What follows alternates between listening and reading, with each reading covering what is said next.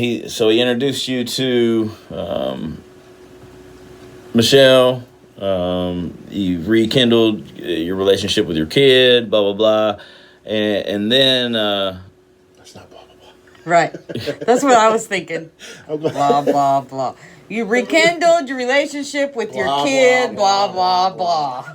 blah blah blah. For some people, that is way not a blah, blah, blah. Because I can remember you, mister, rekindling your relationship with your kid, and you wouldn't have said blah, blah, blah. But Absolutely, absolutely. I wouldn't.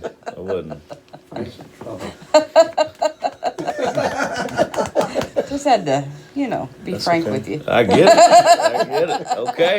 Okay. Sweet. So, go ahead. Oh, where was I going? Blah, I don't blah, know. blah. Oh. Like blah, blah, Yeah, blah. Blah blah blah. So yeah, there was so these things happen to you, and not to downplay them, but to get to here, you know what I mean? Like you had all of these things go on to get you here, and so now you're kind of on the cusp of some big things that God's using you for. What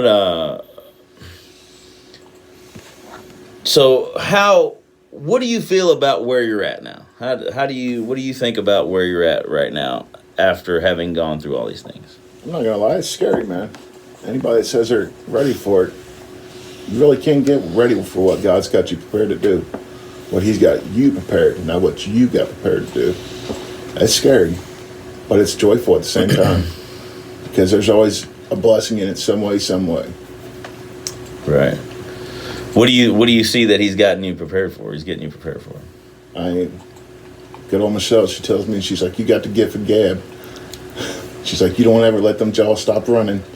So, when people's asked me to come over there to preach, and in January, I'll be preaching 4 times. And Where at? Restoration Church over in Cleves, Ohio. Excuse me. Restoration Church in Cleves, Ohio. Which I did, what was that, about 3 weeks ago? 3 or 4 weeks ago? Yeah, it's been about a month now. That's exciting. It really is exciting. This was a... You know what's funny, though, is the verse of the day is what we were sitting there talking about at the end of it. Luke 11:33, shine your light. Luke 11:33. Speaking of which, hey, y'all participating in the Luke Challenge? Yep, I just got done with chapter 8 at your house. Mm-hmm. I've been watching online. Not participating. You've been watching. Been watching. Heard. I've been waiting. If you haven't heard the Luke Challenge, just read a chapter of Luke in the Bible every day. 1 chapter every day. Today being the 8th, we're on the 8th chapter. You get a full account of Jesus and His ministry by the time we get to Christmas. So Christmas morning, there are 24 chapters. So on Christmas morning, you'll have a full account of Jesus and His ministry, and really have a deeper understanding of why we celebrate all this stuff, and understand why people say it's not about presents. It's about the presents. That's right. That's exactly Big right. time. It's about the presents, not presents. Big time. Yeah. So you're kind of involved in some stuff that's kind of big, I guess. If you see it that way. What are some things that God has put you in front of, a part of? God's got me lined up with the thing called The Garage. It's a ministry that had corporations starting up, and we've gone out and fed the homeless at Randolph Park, and we've had a live band out there with those guys. Next week we're going to be going to a spot and cooking breakfast for people. Going to cook them some biscuits and gravy and bacon and eggs. Heck yeah. So the Garage, you're teaming up with Michelle over Restoration Church, and she gets food upon food upon food. Just got a message before went on the air. She's got 8 skids of food to go pick up. So we need to get her a truck. Yeah. We need to get a truck to be doing this stuff. They're over in Cleves, Ohio. We've got people to feed up here in Northern Kentucky. So beginning this thing, we need your help. We need trucks. We need funds. We need a spot. We need a lot of different things and we can't do it without your help. To partner with the garage, you can actually go on the garage Facebook page, and there is a website, and you can donate to help us get some of these things we need so we can start reaching people. And like you said, I think, in a week we did 7,000 pounds of food. 7,000. There was, how many gallons of milk did you give away? It was... I think we ended up giving close to 1,000 gallons out. 1,000 gallons of milk. There's just... And the giving season, we're in the middle of the season right now. We want to emphasize the reason for the season. But we want you to understand that this garage is always going to be here. This is through people still need to eat, through spring, through summer, through fall. A lot of people like to, partner with churches and ministries and things like that through the holidays because, it's a good thing to do. We want to give back, and I'm not saying that there's anything wrong with that. But we've made a commitment to continue this throughout the year and make this a Northern Kentucky staple. Yeah, what are we going to do? Christmas down in Randolph Park this year? Yeah, chili Christmas. Chili Christmas. Last year we did 154 food boxes for the homeless. Mm-hmm. And we went around, just random people. Didn't matter who it was. We all take it for granted. We got a nice roof over our head, food in our belly. These guys are out there. There's two people out there on a turfway that was just stuck in the old PNC bank right there. End up with 4 or 6 food boxes that day, and they have nowhere to go. Dude, I forgot all about that. We did do that, didn't we? Yeah. Because I think y'all stopped, and then we wound up stopping. I was with my mom. That's right. And then we wound up stopping. I forgot all about that. Guy just got out of the hospital, and I think they ended up getting him off the streets. Got him into a hotel. But small stuff like that. And it got to be nothing big or spectacular. It's just about giving. I'm so glad you say that because I think people like to get the idea of, well, I can't do anything and I can't whatever. I don't think people understand how big $1 is, how big $5 is. You're literally, and people that come from, privilege, and I use that term loosely, people that live big lives. I'll just put it like that. I don't mean people of privilege. I mean people that live big lives. You're used to, you have your car payments and your insurance and your mortgage and your kids are probably in sports and all this stuff, all these things that you pay for. So you're used to doing big things. People have not those things. People don't have those things. And so $5 to them is huge. $5 to an outreach, a community service entity is big time. To commit to giving $5 every month or every week or even every day, whatever you're able to do. But think about $5 a week. It's 5 times 4. $20. $20 a month. $20 a month. So 4 months, 5 months, $100, right? Yep. $100 that can feed. How many people can $100 feed? It can put gas. $100 can go in a box truck and fill that thing up probably twice. Yeah, single side tank. Yeah, single side tank, right? Yeah. Can fill that thing up twice. So that's at least 4 runs back and forth to load up our garage, our basement, where people can come and get taken care of, or we can go out and take it to them to get taken care of. $100, and that's literally someone saying, "Okay, I'll give you $5 a week." Right. You know what I'm saying? Go Like, to McDonald's and spend that. Right. how much did you spend at McDonald's today?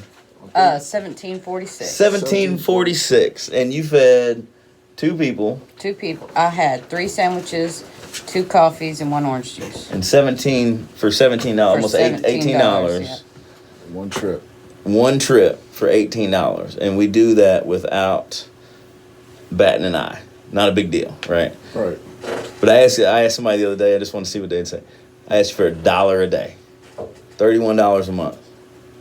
Just do it one time. Can you give me $30? Man, I don't know. My job is in question. I don't really know if oh goodness, I don't know if I could do that. So, whatever. I just say it to say that this may be the way. We were talking about how God is equipping people and how God is reaching out to everyone. This may be the way God's reaching out to you. He may be saying, hey man, throw $5 these people's way. We're talking about 7,000 pounds of food. How many families can get affected with 7,000 pounds of food? A lot. We're talking a big long truck full. 7,000 pounds of food comes in a big long, like the biggest U-Haul that you can get. 7,000 pounds of food, you can fit. I think that's about what it can hold. Think about how many families that can feed, how many outreaches that can help. How much does that affect? And you can say that you helped. You did that. $5 a week. You want to go above and beyond that? You're helping more folks. You know what I mean? And we're not just talking about food. We're talking about laundry detergent. We're talking about protein shakes. We're talking about, it's just, vitamins. There is a plethora. We partner with Walmart and Amazon and Kroger and UDF. And there's so many entities that are involved in this thing. We can't do it ourselves. We can't fund all these things. So we ask that you just go check us out. Check out where we've been putting up pictures and videos and all this stuff. See what we're about. If you're listening and watching, checking us out, see what we're about. So some of these things are what God has presented to you to do. So what do we propose to do with some of this stuff, Carrie?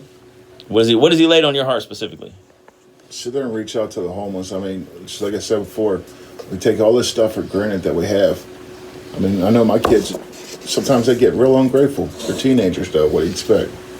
But there's kids out there. I met a guy named TJ out there. He was 23 or 24 years old. Didn't even have a belt on. And, dude, I could go buy me another belt. Here, it's going to be too big for you. But it had a bunch of holes in it already because it was a leather one. I was like, now you ain't got to walk around with your pants hanging down. That man sit there and surrender his life over to God later that night. Mm-hmm. And another lady down there at Randolph Park, walking around. It was somewhat cold out there and muddy. Walking around in a pair of flip-flops. Here's $20, honey. Go get her a pair of shoes. Mm-hmm. Get her some socks. And it's just the small stuff that we take for granted that we have every day. It's not small. It's small to us, but it's huge to these guys out there. If we can sit there and continue to bless these guys and show them, take the church to them, get the church outside these four walls, kick the walls down, kick our boundaries down, let our guard down, and go show these people what we was wanting, what I was wanting when I was in addiction, is love. Show them love. Show them who God really is. Plant that seed of faith. Water that seed while you're there, and keep coming back to the same spot to water that seed, because eventually that seed's going to sit there and take root, take a hold, and they're going to pass it on. Yeah, one of the coolest things that I saw is we did a coat drive a couple of Sundays ago, and one of the gentlemen who had given his life to Christ 2 weeks before was at this coat drive, and he said that he had been going to church and all this bunch of stuff, and not that going to church was the thing, but he was out in his community helping as a result of what happened at that park. His encounter with Christ really touched him to a point to where he was now going back in his community and helping his community. And one of the things that I really like to point out is that, we offered, hey man, let's help you get out of the streets. Let's help you, let's get you. And he said, no, I want to stay here. I want to keep giving God back to the people that I know. This is a growing thing. I was just thinking of this phrase, changed lives changes lives. That's so true. Jeff says, changed lives changes lives. That's big time. That is. It's huge. It's huge. Carrie just told a story about how his life changed. And because of that, he's able to impact hundreds of people. People that you don't even realize. Kay, she probably didn't think about the people that saw her light today in McDonald's. Changed lives today. You know what I mean? Literally changed a life. And what I want people to understand is that, again, this doesn't have to be a huge move to Arizona. It doesn't have to be a big renaissance or rebirth, these types of things. You can start small. You can start sowing into your local outreach. It doesn't have to be the garage. We would like it to be. We need your help. But you can start sowing into something that is changing lives. A lot of people, and I'm going to get real frank here for just a second, a lot of people want to get on Facebook and talk about the president and the country and what we need to do and blah, blah, blah. And just your first thing is just to bash somebody about the decisions that they're making that you think impact lives, when you literally have the power to impact somebody's lives. You can complain about what somebody else is doing, or you can get up and go out and do something. I don't know if 3 people are going to show up to this park on Christmas Day to give out chili, but I'm going to get up and go. I have the ability, so I have the responsibility. I'm going to get up and go. It's what I have to do. Carrie gets up and goes. Dude has to have surgery on his back. And he's talking about getting up and cooking and doing some things next week. He's supposed to be on bed rest. He's going to get up and go. Yep. We have to get up and go. Yeah. We have to. You can't let nothing stop you, man. I mean, the way I looked at it, if I can sit there and put just an eighth of an ounce of when I was sitting there chasing a dope guy to chase God, Ooh. I'm gonna go more. I'm gonna keep getting these feelings. I'm gonna keep getting this holy high, this Holy Spirit drunkenness, to where I'm at church sometimes, I'm just wibbling and wobbling because I'm drunk off His love and just sitting there getting my cup overfilled so people can sip off my saucer from the overflow. That's what I want. Absolutely. I just I can't reiterate enough about how small things matter. You know, everybody wants to see, you know, do the big thing or whatever. You know, not everybody's called to be a TD Jakes, man. Not everybody's called to be a pastor of a church. Not everybody's called to be the next Stephen Furtick, who's a worship leader and pastor and this and philanthropist and author and all that. Not everybody's called to do that. I'm not called to do that. Maybe I am. I'm not there yet. And I'm not doing that. Everything starts with a step. Mm-hmm. When we were babies, we came out not knowing how to walk, not knowing how to talk, not knowing how to do anything but eat and poop. Yep. Everything started with a step. We put one foot in front of the other. Some of us still don't walk right, but we put one foot in front of the other and we kept it moving. Somebody asked me yesterday, what is your life? God, family, positivity, honesty, progression. Those are my 5. What are your 5? What are your 5? Carrie, I appreciate you. We've come to a point in time where we're about to see what God has to say about the show, yeah? You ready for this? Let's do it. Awesome. Last time I spun too hard, you said. Did I say that? Yeah. All right, that's a spin. It's a spin, blah, blah, blah, blah, blah. Anyway, I'm just saying, go onto the Garage Facebook page, go to the website and all that. Check us out. Check out Head Incorporated and see how you want to sew, if you want to sew. But what we do now, if you're not familiar with the show, we've got a wheel that has scriptures on it that change. The scriptures change, and we let our guests spin the wheel and let God summarize His show. So, without further ado, let's be Will. No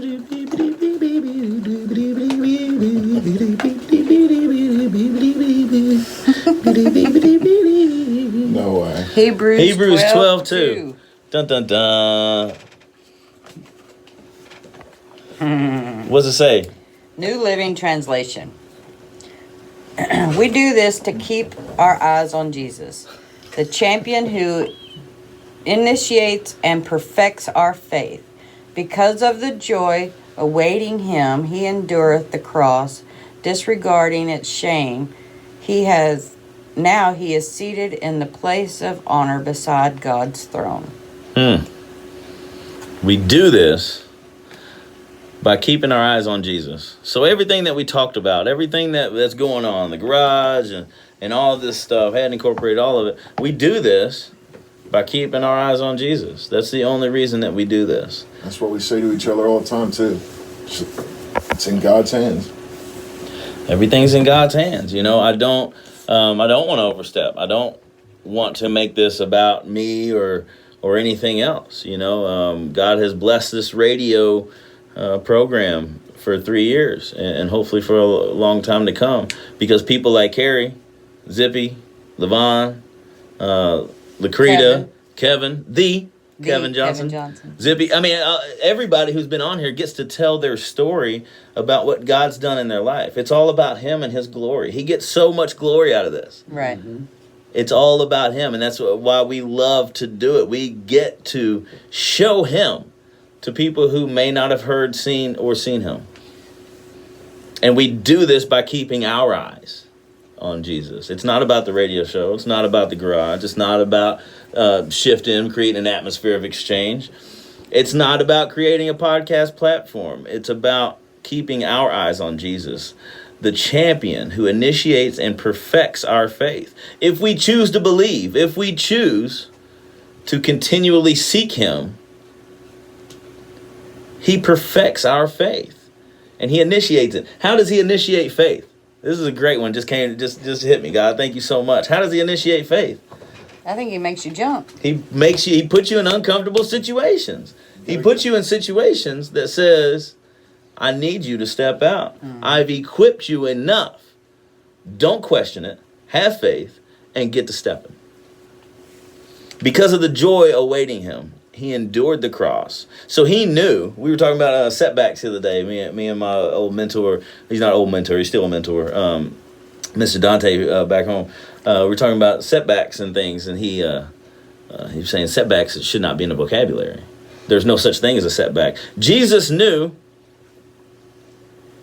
that what awaited after the cross. So he sacrificed so we could all have salvation. Carrie, man, I appreciate you being on the show. Thank you for showing up and showing out and letting God work through you. I can't wait to do more ministry with you, man.